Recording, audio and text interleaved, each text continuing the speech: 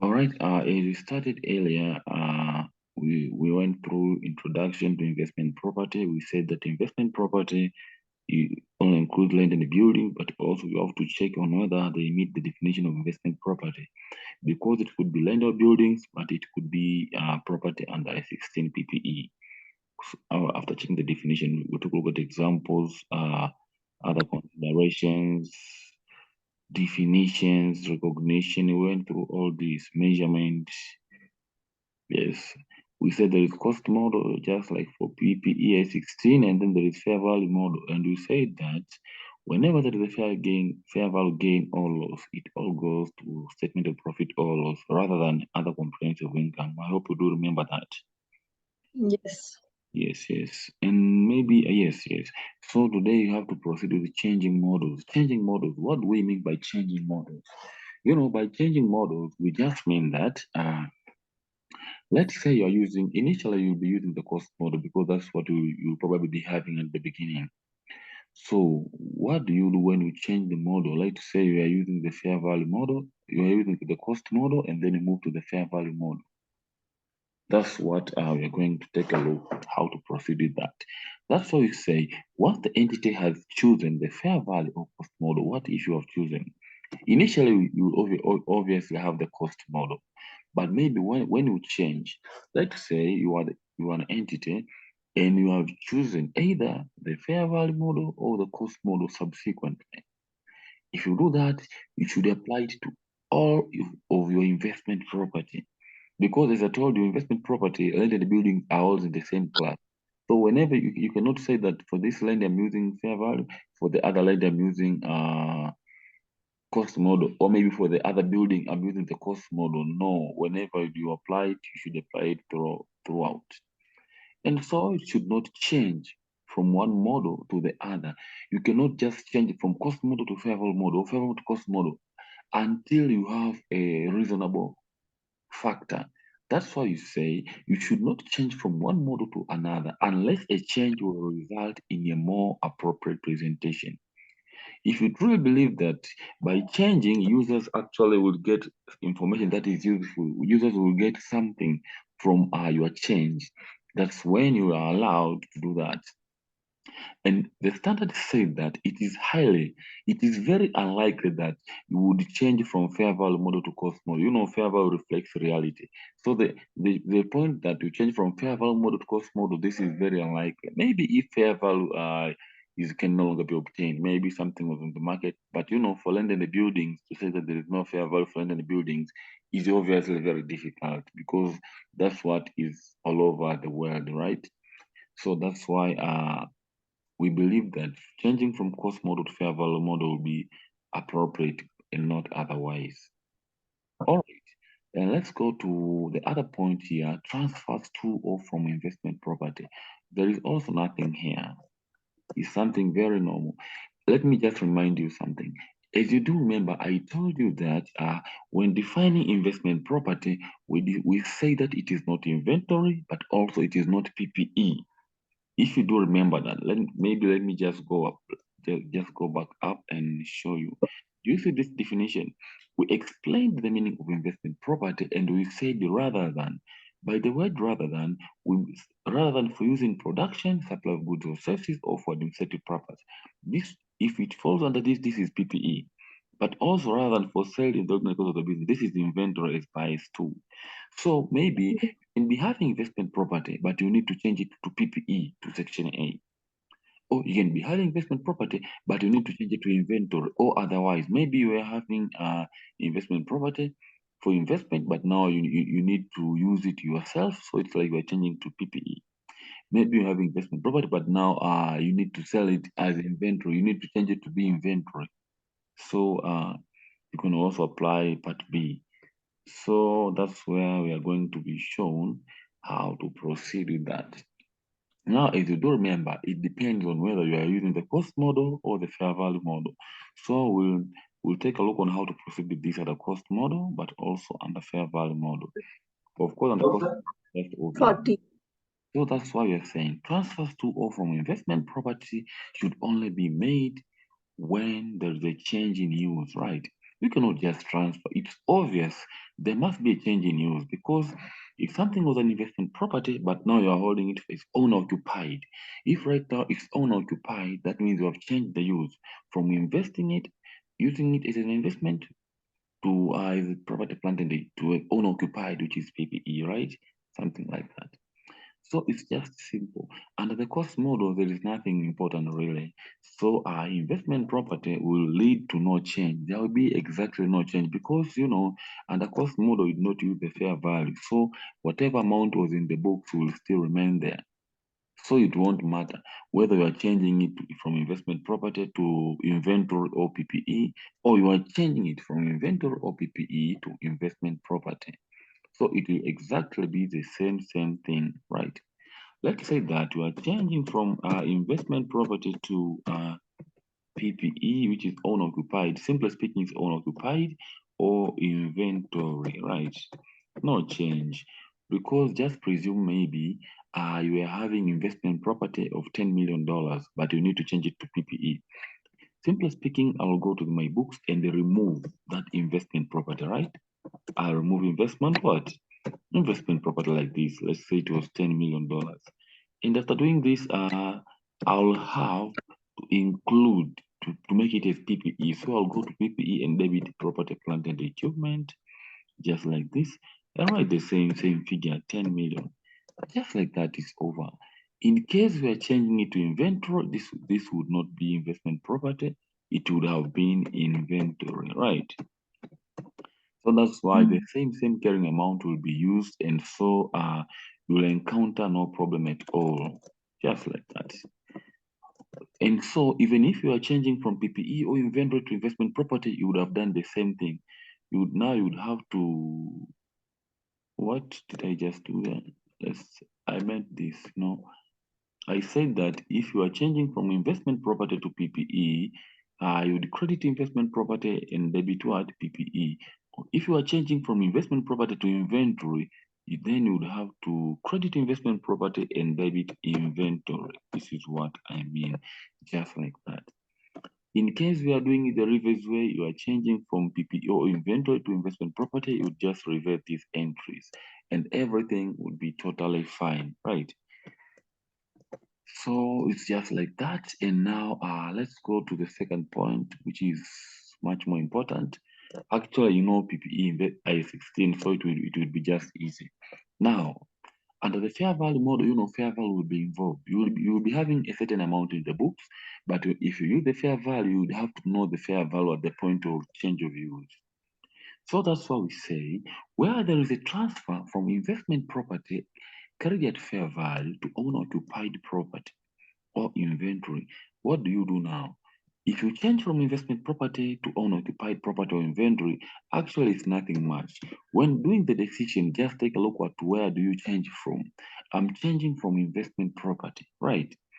So as I told you, for investment property, whether there is a gain or loss, it all goes to profit or loss. So whenever there is a gain, take it to profit or loss. Whenever there is a loss, take it to profit or loss. That's why we say the property's cost for subsequent accounting under 16 or IS2. IS 16 is for PPE, is for unoccupied, and IS2 for inventory. Should be its fair value at the date of change of use. This is obvious, and the gain or loss will be taken to the statement of profit or loss. My main point is here, you need to know where the gain or loss would go. The gain or loss will go to statement of profit or loss. Why? Because it is changing from investment property. So you look at where it is changing. It is changing from what? Investment property. So until that point, you treat that gain or loss as if it was an investment property. That's why we say it would go to profit or loss, right? Let me show you an example here. Let's take a look at an example here and see how we can proceed. Now let's say that we presume that here we are moving from investment property, which in the books was having an amount of $10 million, right? Just like this. And now we need to change it to either PPE or inventory, whatever. All right. And we know that at the date of change, fair value equals to 13 million, right? Just like that. So it's just simple. As I told you, we are moving from investment property to PPE or inventory. So I no longer have the investment property, so I remove it in the book. So I credit investment property from my books by the amount of 10 million, right? Because in the books I had 10 million. And after doing that, I say that I'm going now to recognize a new asset called property, plant, and equipment or inventory, right? Just like that. And after having that, with how much? By how much are you going to record? We say that now we are recording at this fair value of 13 million. So I would come here and record 13 million just like this. Now do you see that? The equation is not balancing, right? No. Yes, we have to take the credit side. We have to add on the credit side 3 million. And since it's a credit side, it's a gain, right? Because debit would be loss. And this one would go to the statement of profit or loss directly. Reward 3 million. Just like that. In case maybe this fair value was 7 million, then this PPE would have 7 million, and so there would be a loss because the balance would be on the debit side. Are we together on that? Yes. All right. So right now we know how to move from investment property to PPE or fair value, just like to PPE or inventory. Now let's presume that we are moving from PPE to investment property or from inventory to investment property. Now, by using fair value model, we separate PPE and the inventory when moving from this one to investment, because as you know, when you're speaking of PPE, if you have the gain, it goes to other comprehensive income and loss to profit or loss. That's why you need to separate them. Now, this point number 2, an unoccupied property, which is PPE, may become an investment property too if you are changing. Maybe you are holding the house, you are leaving the house for your own occupied, but right now you say that you need to lease it out to someone to receive rentals, and so it becomes an investment property. So it may become an investment property and need to be carried at fair value. What do you do from that now? If you move from PPE to investment property, what will you be doing? Treat that as if it was PPE until the date of change. So if there is any fair value gain, you take it to other comprehensive income. If it's a fair value loss, take it to profit or loss as usual, unless maybe there is a reverse of gain or loss, right? Just like you did for PPE. That's why we say it. Didn't understand. Can you repeat? Yes, what I'm saying is to know where to take the gain or loss, take a look on where you're coming from. I'm changing from unoccupied, which is PPE, right? Yeah. If you are changing from PPE, treat that gain or loss as if it is still PPE until you change. After changing, for example, here, we change from investment property to PPE. After changing, if I change to PPE, you can start treating the items as PPE after that. Or maybe you can start treating them as inventory after that. So here I'm moving from unoccupied to what? To investment property. So treat gain or loss as unoccupied or as PPE until the date after change. Are you together on that? Yeah, yeah, yeah. Yes. Let's say that let me change. This 10 million was PPE. Presume this was the PPE. And then maybe I was changing it to investment property. Let me just use this. I was changing it to investment property at fair value of 13 million. So now I'm changing from PPE to investment property. So Okay. yes, it's obvious that I'm removing PPE from my book. So I'm crediting PPE. So I would say that credit property, plant, and equipment just like that, and then recognize investment property. So I will come to the debit side and say that debit investment property for 13 million, just like that, right?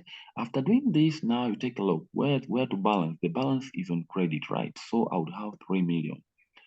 This one is just normal saying 3 million. The point is, where does it go? To other comprehensive income or to profit or loss? Now, we are moving from PPE, and we know that if you use the fair value under PPE, the fair value gain always goes to other comprehensive income unless it is reverting the previous loss, right? So that's why I'm saying 3 million here. After this, now you will be having the investment property. So after this point, you can just any gain or loss now would just be taken to profit or loss as usual, because now I have the investment property. Okay. Yes, it's just like that. And then the last point, when you're dealing with inventory is simple. Inventory, then again, your loss on inventory goes to profit or loss, so it's no big deal. But here, let's say that in case this was 7 million, then I would have to debit investment property by 7 million, and so I would have the loss. It would be on the debit side, and the loss would obviously go to profit or loss. Okay, now let's assume maybe this was inventory. So in case we had inventory here, maybe let's change something. Let's say I had inventory of 15 million. And maybe I was changing it to investment property of 13 million. So as usual, I would come and eliminate this inventory figure. I would come here and say, remove inventory at 15 million, just like that, and then recognize investment property at this fair value of 13. And doing this would obviously show you that the debit side would have to be increased. So I would say debit. Since it's a debit, it would be a fair value loss. Since we are moving from inventory, now inventory is not PPE, right? So whether it is a gain, whether it is a loss, it would obviously go to a statement of profit or loss, just like that, right? Okay. Yes, and so I would have 2 million here. So that's what the standard was aiming, and nothing much more. All right, now the recognition is nothing. The recognition, when to recognize an asset is nothing much. The recognize is just eliminating something from the statement of financial position, right? So this one is obvious. You can recognize it. An investment property you can recognize it on disposal, because if you dispose it, it's obvious that you do not have it, so you can recognize it. Not just like that. Even above, we have changed use, and then you have removed it, and then you have recognized it as another item. Of course, we have not totally removed it from the books, but you have changed the use. Or maybe when it is permanently withdrawn from use and no future economic benefits are expected from its disposal. That one is obvious. If you are no longer using something, that means you do not expect economic benefits from it, so you can just eliminate it. And again, all loss on disposal, this is just normal. I hope you know how to gain your loss on disposal, right? You just take the sales proceeds minus the carrying amount in the books, right? But this on derecognition, any gain and losses always go to profit and loss. Which one? This gain or loss? Yes, this one. You mean this one, this? Yeah. Is there any scenario where disposal, gain on loss on disposal will go to OCI? No. That one always goes to profit or loss. Even for PPE itself, I-16, it must all go to profit or loss, right? Okay. Yeah, because if you dispose it, we mean that you realize it. Something goes to other comprehensive income because it is yet to be realized. So if you dispose it, that means you are realizing it, and so it must go to profit or loss. Even if you are holding it under evaluation model F under a 16 PPE, it must go to profit or loss. And all Okay. right, yes, these others are just other points, but it's not essential. Compensation, for example, maybe you have now. This is from maybe practical point of view. Compensation from third parties for investment property that was impaired, lost, or given up shall be recognized in profit or loss when compensation becomes receivable. Do you mean what we say by this? Let's say you have rented your house. Maybe let's say you have rented your house, but maybe the tenant actually has impaired the house. The house is in a very bad condition. And maybe the tenant compensates you for something, right? If something like that occurs, we say that you should recognize that amount in profit or loss when the compensation becomes receivable. When actually you're entitled to receive that compensation, you can recognize it in profit or loss as income. So that's good. You have to recognize that. You have to know that. If a tenant pays you, you have to recognize it to profit or loss. And then you have disclosures. Disclosure is what you actually do when doing the question. For example, maybe it's about choice of fair value or cost model. You have to specify, am I using the fair value model or cost model? Criteria for classification as investment property. Why am I saying that this is an investment property? Maybe it is a land or building, it is held for use, maybe for capital appreciation or for rental accumulation. Assumptions in determining fair value. How was the fair value determined? Use of independent professional value. How do we obtain the fair value? Even for PPE, we said that we usually use the professional valuers to know the fair value. Rental income and expenses. If you have rented out a building, it's obvious that you'll be receiving some rent, and so you could specify that. So this disclosure actually is nothing much. That's why most people just ignore it. Maybe any restrictions or obligations, these are just disclosures, not much. All right. For additional disclosures here, there is something we already spoke of in the last session, but I'll repeat it. For fair value model, an additional disclosure could say that an entity that adopts fair value model has to disclose a reconciliation of the carrying amount of investment property at the beginning and the end of the period. This is nothing much, Any asset, whatever non-current asset you are using, you have to know what I had at the beginning, what maybe I sold, what I maybe I bought, maybe what I rented, what was the depreciation? If there is any depreciation, of course, for fair value model, there's no depreciation, right? We said for fair value model, no depreciation. So whatever happened during the period, any gain or loss, you have to show so that you know I started with this amount, I closed with this amount. So this also is nothing much. And for cost model, this will mainly relate to depreciation method because the cost model you use the cost model the same way as for PPE, property, plant and equipment cost model. So there would obviously be depreciation, right? You are valuing in this investment property at fair market value. Do you have to revalue every year? Yes, you must take at least every year, even if the year has not passed. There are fair values that change very significantly. So, but at least at the end of each year, you must do that. You must check whether the value has risen or not. If it has risen by just a little amount, you can just ignore that. So For PPE also, we have to, like if we are doing fair market value, we have to measure every year. yes. At least at every year, at least even before the year, you can do that. But you usually prepare the financial statements on a year basis. That's why you do it after a year. So then there will be no depreciation in the fair value model. Exactly. If you use the fair value model, you do not charge depreciation. Never charge depreciation for fair value model. We said it here. Let me show you.